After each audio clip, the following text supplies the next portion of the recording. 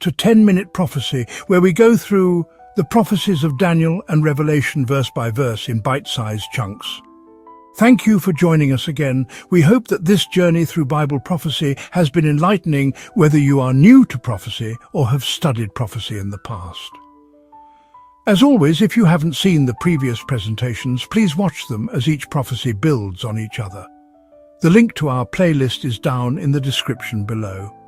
You will also find the video on the non-denominational Protestant biblical prophetic interpretation method that has proven itself over and over again in world events, both past, present, and can be relied upon to understand the future.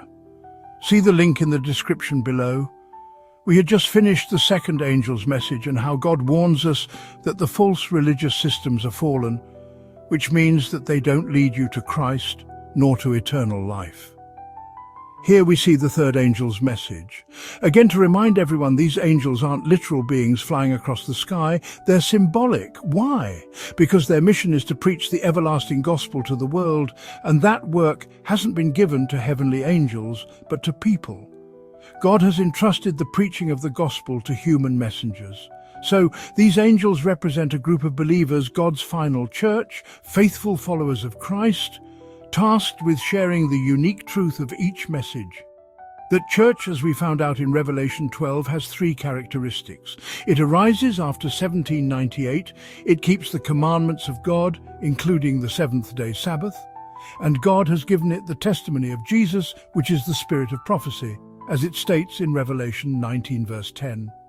So let us begin the final angel's message.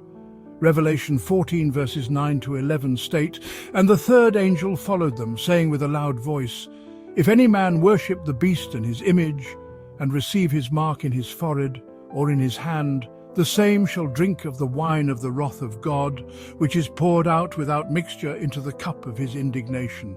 And he shall be tormented with fire and brimstone in the presence of the holy angels, and in the presence of the Lamb. And the smoke of their torment ascendeth up for ever and ever, and they have no rest, day nor night, who worship the beast and his image, and whosoever receiveth the mark of his name." The third angel followed them. This tells us that the third message comes after the first two. It builds on their message, continues spreading their truths, and adds its own unique warning. It delivers a warning about the beast, which is the papacy. One of the core themes of this message is identifying and exposing the beast, what it is, what it represents, and how its actions and claims directly oppose God. This message takes seriously the task of helping people recognize this power and understand its deceptive influence. It warns against worshipping the beast. Worship isn't just about outward rituals, it's about loyalty and obedience. This message highlights how the beast, which is the papacy, has introduced practices into Christianity that directly contradict God's commandments. If we go along with those practices, even unknowingly, we are aligning ourselves with this power. As Paul said in Romans 6:16, "You are slaves to the one you obey." It warns against receiving the mark of the beast. A major focus of this message is explaining what the mark of the beast really is, which is Sunday worship, as we found out previously. Sunday worship is a counterfeit dressed up to look like Christianity. At its core, it's the replacement of God's true Sabbath, the seventh day, with a false one, the first day of the week. This switch undermines God's authority and elevates man-made tradition. God cannot overlook this rebellion, and his faithful people in all of Christianity must separate themselves from this deception if they are to be ready for Christ's return. That's why the warning is so serious. Do not worship the beast or accept his mark. It exposes the image of the beast. This part of the message also addresses the image of the beast, a power that mirrors the original beast and enforces its principles. The prophecy points to the rise of this image in the United States, with Christian nationalism movement happening now.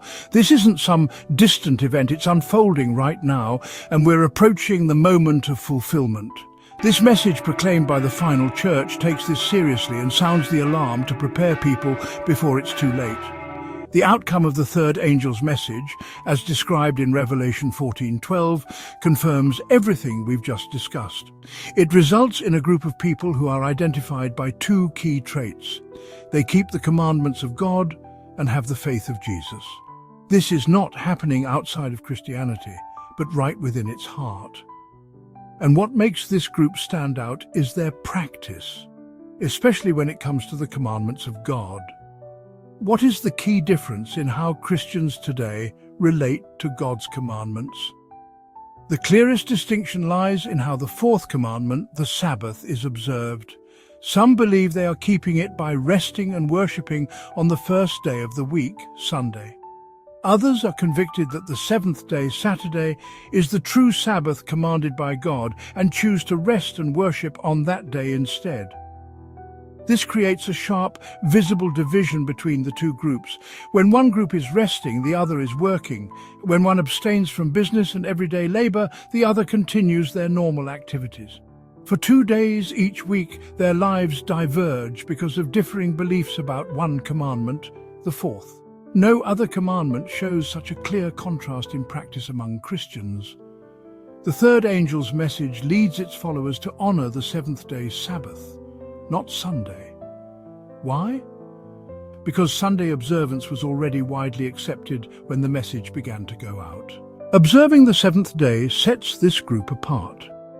This is compelling evidence that Sunday keeping is the mark of the beast warned about in the message. The call to reject the mark naturally leads people to stop observing Sunday and to return to the true Sabbath God established, the seventh day. So the message not only warns against the mark of the beast, but also leads believers toward obedience to God's original command.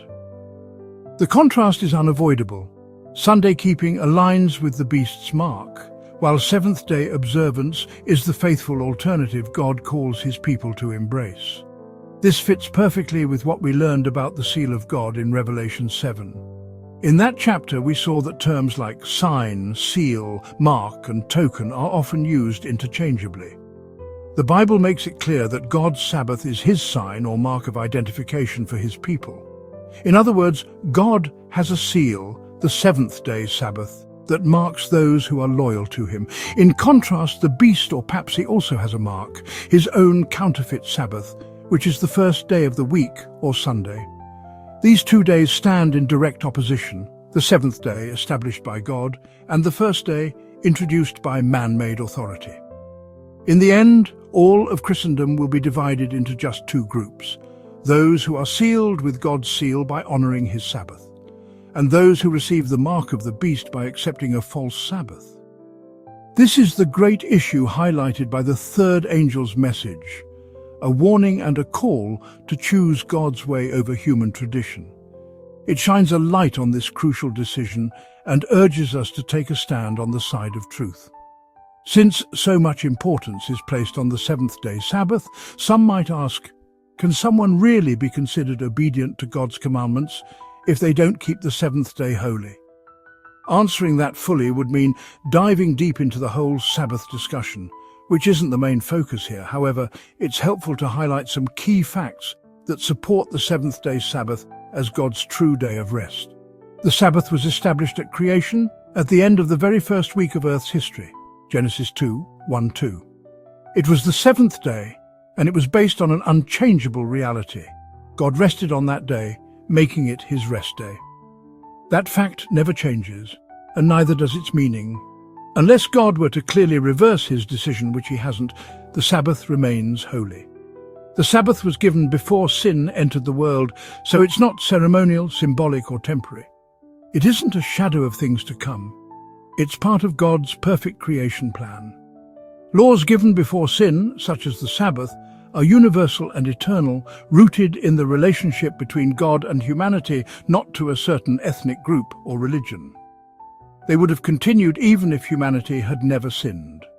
In contrast, ceremonial laws came after sin and were only temporary, ending at the cross. The Sabbath is not in that category. It's one of God's original, unchanging laws. From creation to Mount Sinai, the Sabbath was observed.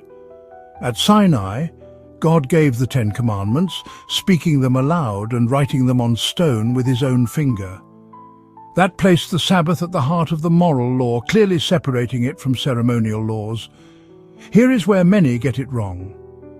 Jesus, at his death, did away with the ceremonial laws which pointed to him and not the moral Ten Commandment law which is universal. This is evident in the writings of Paul. The Sabbath isn't just any seventh day after 6 days of work. It's a specific, recurring day, the seventh day of the week, as shown by the Sabbath miracles in the wilderness, Exodus 16. A double portion of manna fell on the 6th day. That manna didn't spoil on the 7th day. No manna fell on the 7th day. These miracles happened every week for 40 years, proving that God clearly marked one specific day as the Sabbath.